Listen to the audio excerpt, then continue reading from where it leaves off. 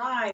So here is the book of Joel, and it is the second book of the 12 minor prophets, and it follows on from Hosea, which was the first one. So as they say, it's a minor prophet, but and it is actually only 3 chapters, but it's not minor in any way. He has some good stuff in there, I tell you, and he's mostly speaking about a prophecy. So let's have a look.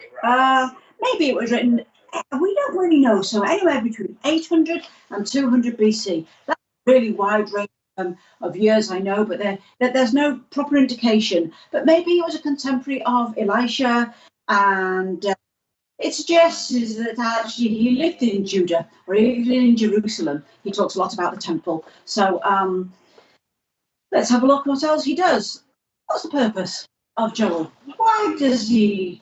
What is it? Well, it is a pure prophecy from beginning to end. He's just speaking out to the people of Judah the word of the Lord, and it contains mostly like a warning, and then it comes through to it's a warning that, but you could restore, have restoration of God's people and avoid some pending disaster.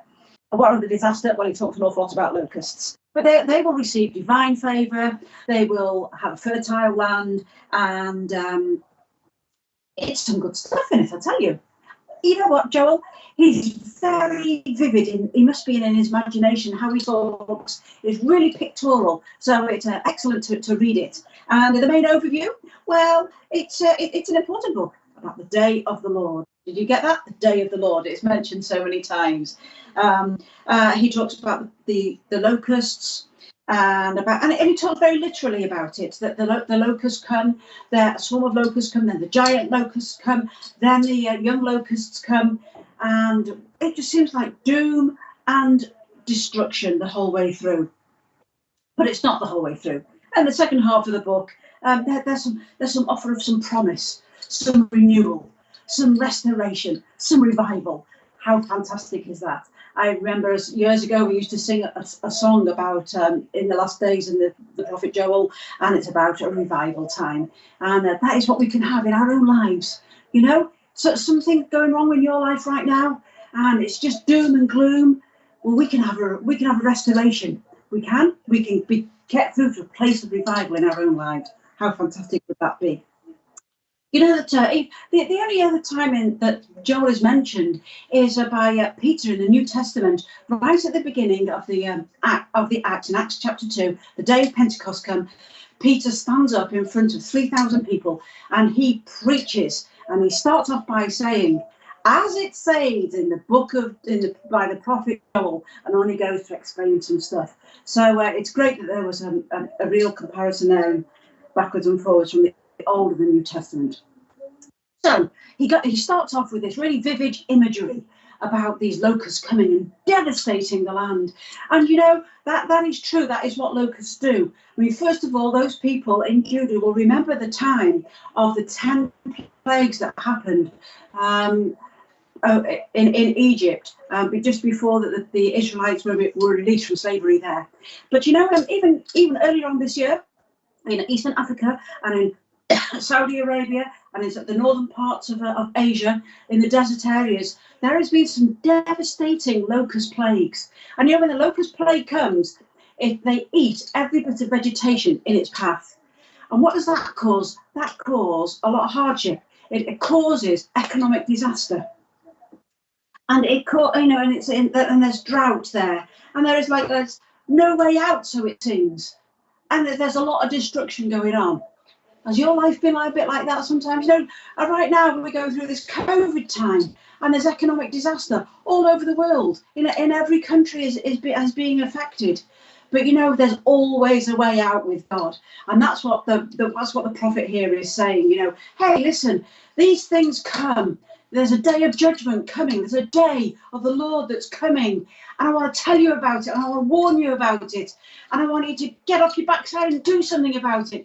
People of God, come on. Let's restore ourselves back to the Lord. That's what this book is about. And you can feel the urgency inside Joel as he's talking to the people. So he then calls on the priests in chapter 1. And he calls on the priests to declare a holy fast. to the people. He says, blow your trumpets, sound an alarm. I need the people to know this, that something impending is happening. You know, there is a day of the Lord that is going to be coming. Are we ready for it? Are we ready for it? And the Lord thunders, and he's the head of the army. And then there's the forces are so great and mighty behind him. The day of the Lord is great. It is dreadful. Who can endure it? Who can endure it? Then in chapter 2, it tells us again, it says, he's pleading with the people, says, rend your heart and return to me with all your heart.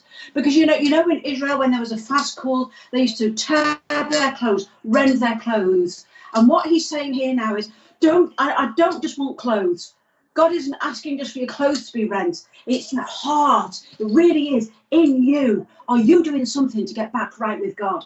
It's not just hearsay. Don't just do it because you don't want the disaster to come. Do it because you want your relationship back with the Lord.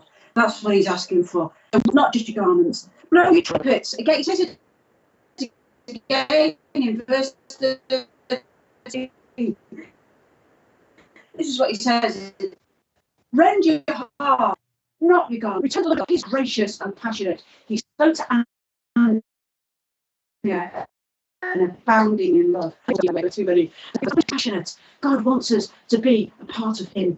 Consecrate ourselves to him. Come on, people. Let's do a bit of consecrating, hey? Let's just get right with God in everything. And then eventually in chapter 2, starting at verse 18, there's a section in my Bible that says, the Lord answers.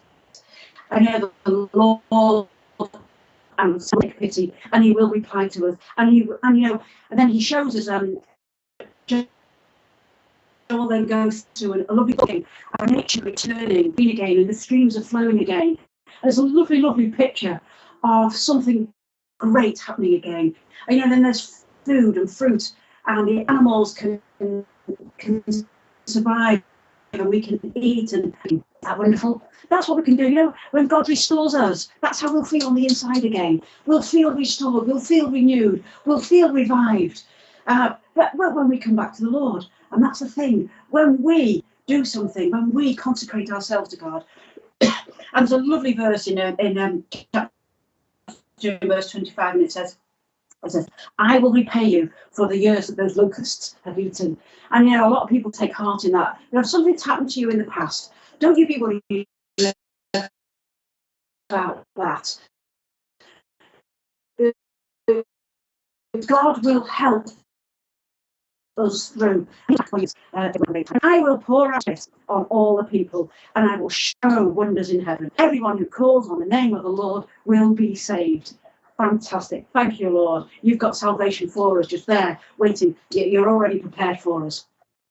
The Lord is a Lord of roaring thunder, and he's going to go against the nations, against the enemies, but the Lord will be a refuge for his people. Fantastic. What vivid imagery have we seen in this book? When I've read it, you ought to go and read it yourself. It's only 3 chapters about these locusts coming, and then about how the land is all restored again. It's fantastic.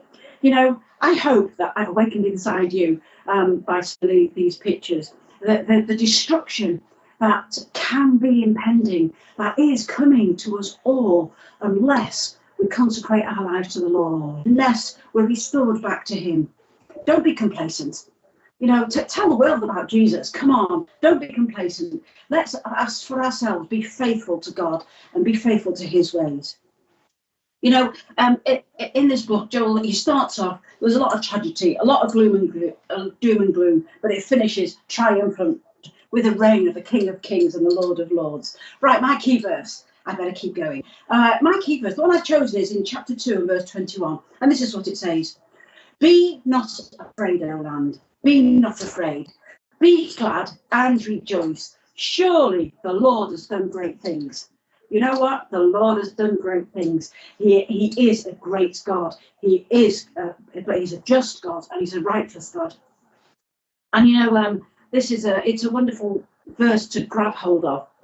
I'm not going to be afraid. I am going to be glad and rejoice because My Lord has done great things. How wonderful. You know, and then the whole book, it ends with a holy city, a restored land, a cleansed people, a glorious king. And that is all of the great, wonderful things are if we're consecrated, if we've restored ourselves back to the Lord.